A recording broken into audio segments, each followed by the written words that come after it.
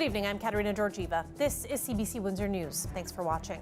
Tonight, union leaders want better supports for laid-off workers. Plus, a new program is looking to make sure migrant workers in our region are clear on their rights while in Canada. A plan is in the works that could bring 24/7 emergency mental health services to the region. We'll tell you where that stands. And a major winter storm is expected later this week, and it could impact your holiday travels. We'll bring you the latest later in the show. Laid-off workers took part in a national day of action today. Hundreds in Windsor are out of work with auto parts sequencer Syncreon now closed. Now, union leaders are handing the federal government a wish list for changes to Canada's employment insurance program. CBC's TJ Deer reports. And you want it? No! What is hiring? No! On a national day of action, union members laid off from Syncreon say the employment insurance program is broken. Some of the nearly 300 employees held a rally outside the office of Windsor-Tecumseh MP Eric Kazmierczyk to highlight the issue. 50% of our workforce are not qualifying for EI because during the chip shortage, we were in shutdown. We all know how the industry going up and down. So you don't have enough qualifying hours. You will be on layoff, but you are not able to receive EI you've been contributing for a longer period of time. As part of the union's call to the federal government, Nabut said he wants to see 3 changes to the EI system: the return of the temporary measures introduced during the pandemic, such as the 2-week waiting period, a reduction of the qualifying hours to a universal total of 360, and for severance pay to not count against weekly EI earnings. Kazmierczyk was not at his constituency office during the rally. He was in Essex announcing additional support for migrant workers. We need to modernize our EI system. We need to strengthen it to make sure that more workers can access it. We make sure that it is also sustainable and making sure that it provides workers with the support that they need to get through the rough patches during their working lives. We're advocating that we actually standardize the entrance requirements and the number of hours needed, so no matter where you live, it's the same for everyone across the country. And you know, in the last 2 years, the government has a temporary measure to change EI. Nabut said that former Syncreon employees who live outside Windsor were required to work 750 hours to qualify for EI, compared to the 600 hours for former employees who live in Windsor. Since Syncreon workers lost their jobs here on October 31st, Nabut says they have not seen any progress. That being said, he is willing to give Kazmierczyk the benefit of the doubt that he's working on it behind the scenes with Carla Qualtrough, the federal minister responsible for EI, and Deputy Prime Minister Chrystia Freeland. TJ Deer, CBC News, Windsor.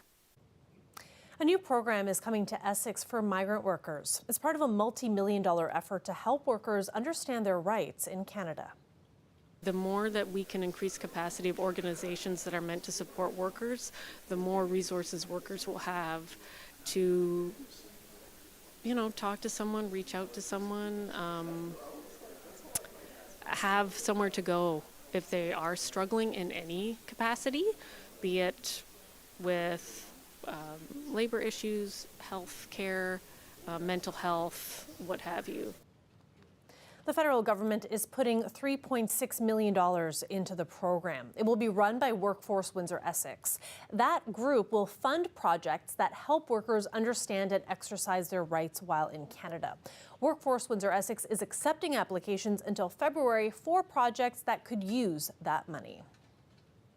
Ontario is launching a $200 million grant program to boost new childcare spaces in the province, with the goal of providing $10 a day daycare by 2025. And as of January 1st, parents using childcare and early learning facilities will see an average 50% reduction in fees.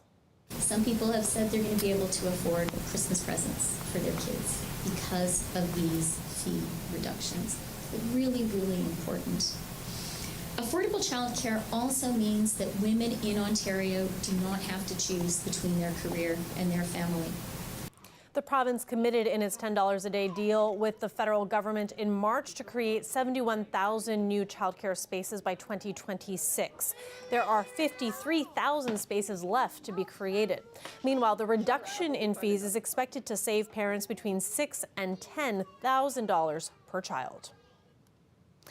Police have identified the suspect in a mass shooting at a condominium building north of Toronto that left 5 people dead. A 6th person was wounded. 3 of the 5 victims were members of the condo board. As Thomas Degler reports, though the motive is still under investigation, the suspect was known by some residents to have a long-standing dispute with the board. Investigators spent the day combing through this condo building near Toronto after one resident's deadly rampage.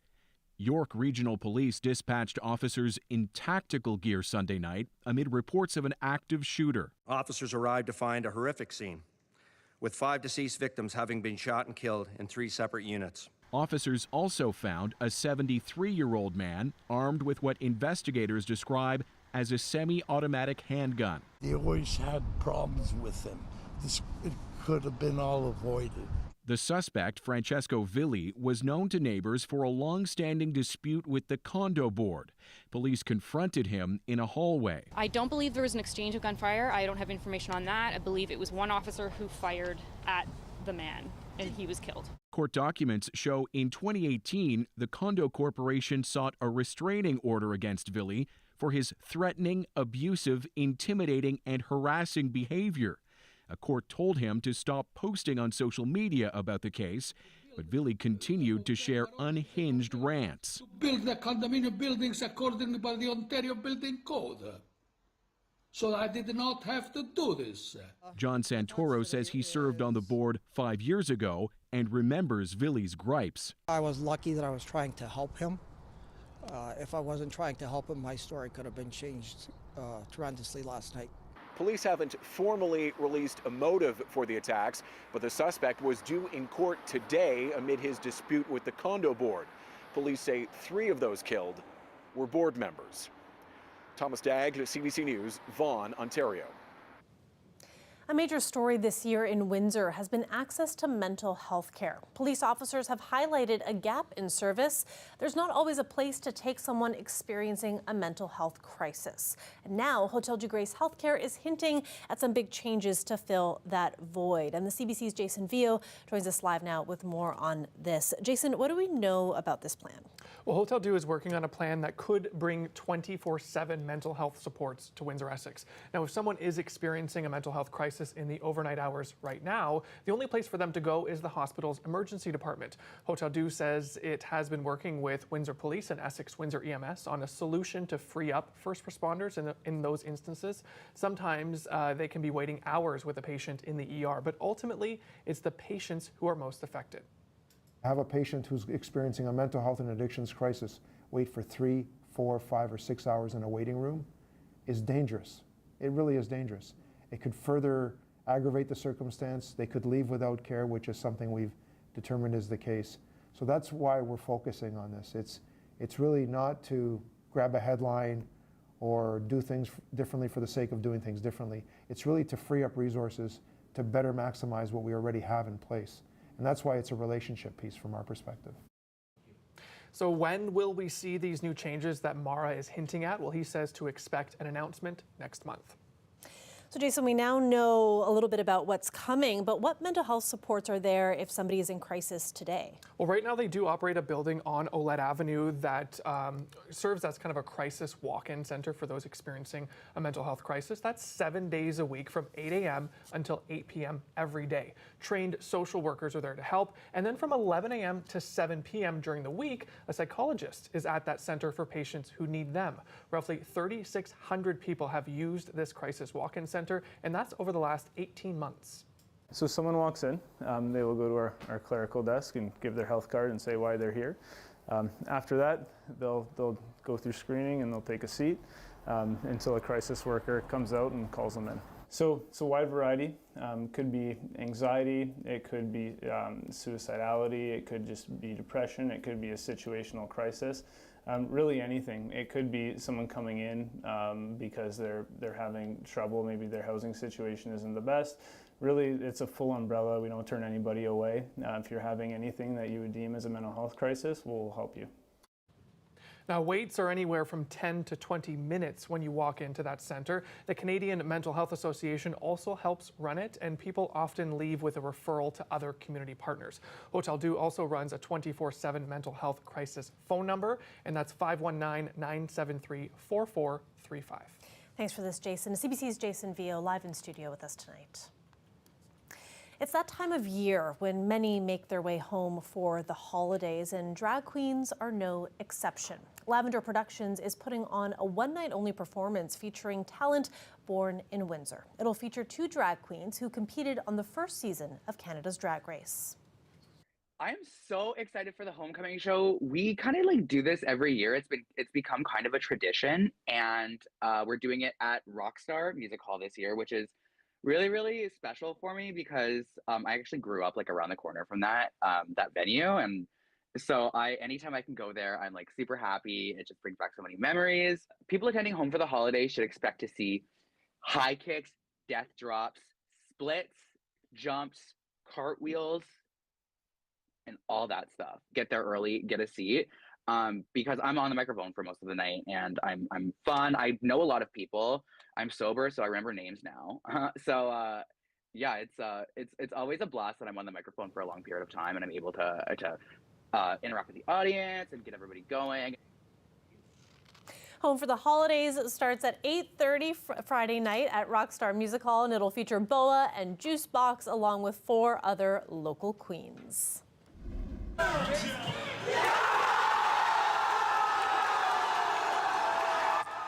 An eruption of joy, fans celebrating Argentina's penalty kick victory over France. Lionel Messi leading his team to become the 2022 FIFA World Cup champions. And some are calling Sunday's match the most thrilling final in the tournament's history. But an internet and television outage at the Manchester pub just about ruined plans to host this viewing party. The pub had to run the game off a hotspot from the owner's phone. So at 8 a.m. this morning, we had no internet, no TV, and no way to show the World Cup. But we figured out a way because we always figure out a way.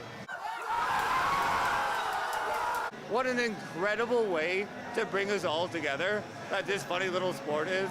It's been, as you can probably tell, my voice is going, but the atmosphere here is like the atmosphere that is what propels our city, our amazing city of Windsor, to where it's going forward. It's about everyone uniting under common causes, and today was something else. So awesome to see people come together like that. We got a live look outside there, and a special weather statement is in effect because a big storm is brewing for later this week. Dahlia Ashley will be here after the break with everything you need to know. Stay with us.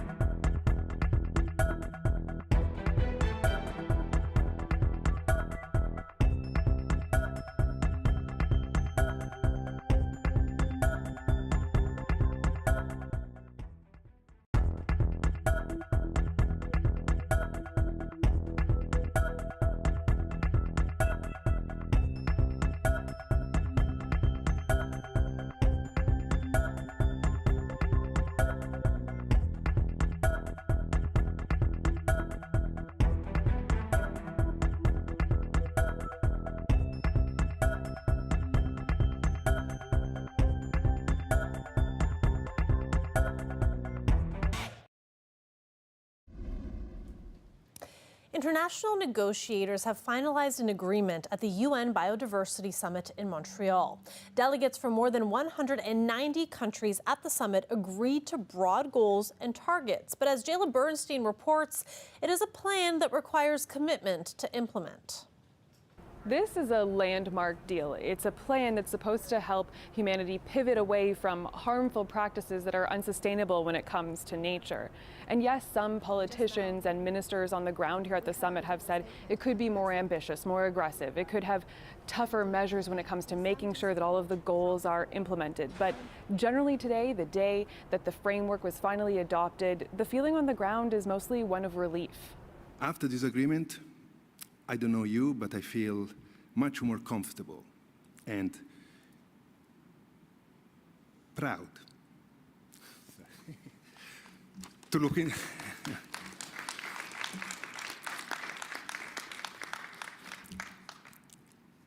I am a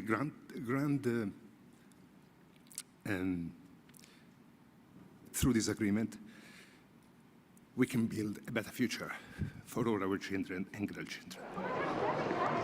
There are 23 targets in the Kunming-Montreal Global Biodiversity Framework, and they range from everything including protecting 30% of the Earth's land and oceans to stopping human-caused species extinction and pledging money to help support conservation efforts in developing countries. Canada actually announced $531 million in new funding during COP15 for protecting nature in developing countries. But still, this agreement is just that, a plan forward. There's still a mountain of work ahead if countries want to actually turn all of this text into action. Jayla Bernstein, CBC News, Montreal. Santas were out in full force in Italy over the weekend, but they weren't gliding along in the snow in sleighs. These Santas were gliding along the water in boats and gondolas in Venice. It's the 12th year for this Christmas parade along the canals with specially decorated boats and suitably festive Santa outfits. There didn't seem to be any Santas showing off their water skiing skills, but there were lots of the jolly bearded fellas having a grand old time.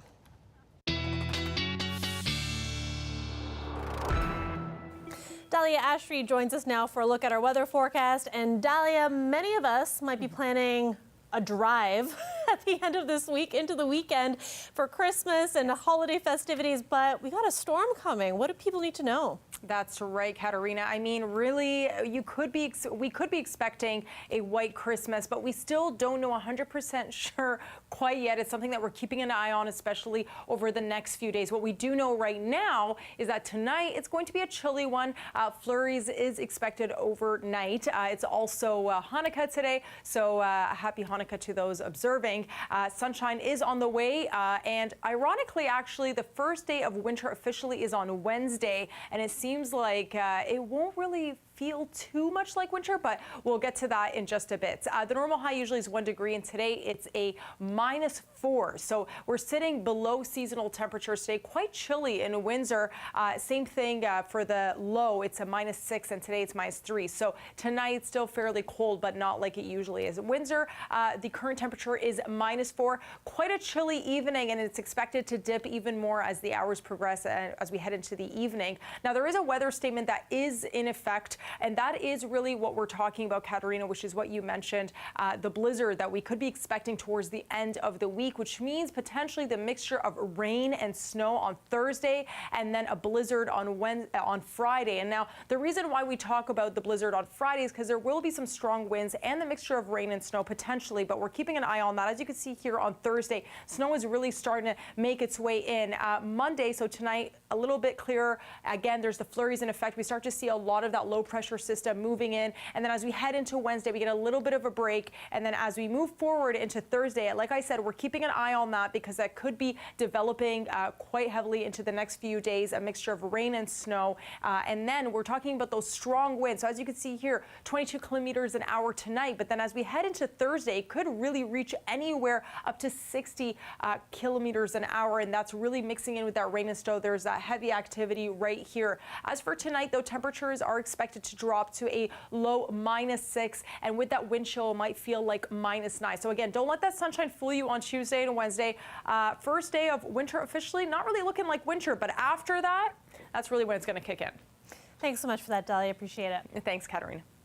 When we come back, defrauding the United States and inciting an insurrection. Those are some of the charges referred to the Justice Department against former President Donald Trump. We have more after the break.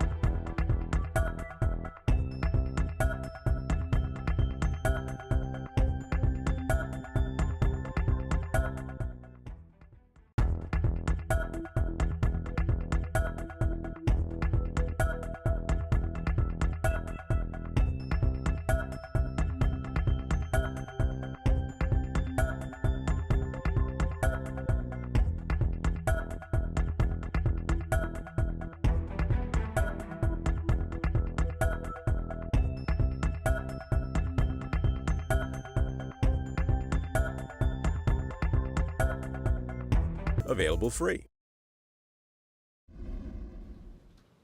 A bipartisan panel of U.S. lawmakers is recommending criminal charges against former President Donald Trump. It follows an 18-month probe into the violent and deadly siege on the U.S. Capitol in 2021. The committee is seeking to hold Trump directly accountable for the January 6th attack by a mob of his supporters. Reporter Benji Heyer has the details. In its final hearing, the panel urged the Department of Justice to charge Donald Trump with 4 crimes: inciting an insurrection, obstructing an official proceeding, conspiracy to make a false statement, and conspiring to defraud the United States. Mr. Chairman, We understand the gravity of each and every referral we are making today, just as we understand the magnitude of the crime against democracy that we describe in our report. These referrals carry no official legal weight. It remains up to the DOJ to decide whether or not to indict the ex-president.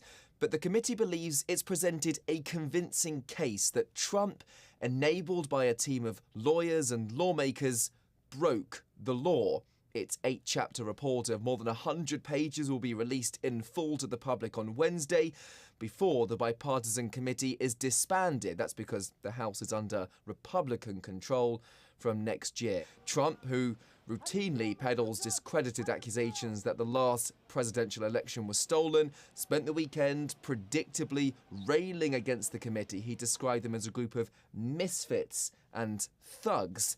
The panel maintain that faith in the system, the democratic system, is the foundation of American democracy, and that he, Donald Trump, broke that faith.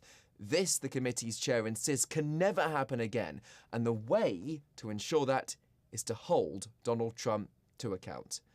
Benji Haya for CBC News, Washington. Ukrainians who came to Canada this year seeking refuge from the war are preparing to mark their first Christmas here. And the holidays are bringing mixed emotions, with the new arrivals so far from family and friends. CBC's Kayla Hounsell looks at how people are helping to spread some cheer. They don't have all the festive cookie cutters they used to, but Christmas baking is one tradition they could bring with them. Through an interpreter, Olga Malik says her family left Ukraine to visit her sister in Brazil, 10 days before war broke out, a family vacation from which they would never return. I realized that we are not able to go back home, and we have to go to another country. With only 2 suitcases, they arrived in Halifax in May, now tasked with putting together Christmas for 2 young children. Here, it's so beautiful Christmas, I love it. Kids, they really wanted a Christmas tree, and the Christmas tree is from the Ukrainian store.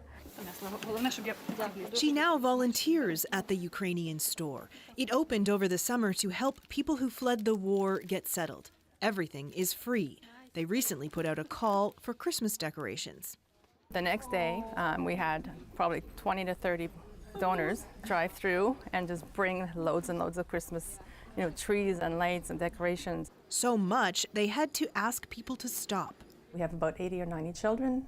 They also have boxes and boxes of brand new toys, complete with wrapping paper and tape. People here are grateful for the gifts, but what they really want is peace. We are happier than most people in Ukraine. Katerina Mokrush and her husband have come to Canada with their 3 children. Her parents are still in Ukraine. Ukrainian people are brave and strict, and always find something good even in bad times. So I'm sure that people in Ukraine will find the opportunity to make their Christmas joyful and merry even now. Papa and Mama. Olga Malik is worried about her parents too. But her brother arrived last month, just in time for Christmas, and while Santa Claus has a different name, Did Moroz, and he arrives on New Year's, which is actually before the Christmas celebration in Ukraine, some things really aren't that different. All kids waiting for presents, I think so. Children focused on their first Canadian Christmas, with quite a story of how they found their new home. Kayla Hounsell, CBC News, Halifax. And that is it for CBC Windsor News. For news anytime, go to our website at cbc.ca/Windsor. And that's where you'll also find all the details around Sounds of the Season. You can still donate to local food banks. Our campaign continues until the end of this month. Thanks so much for watching and have a great night.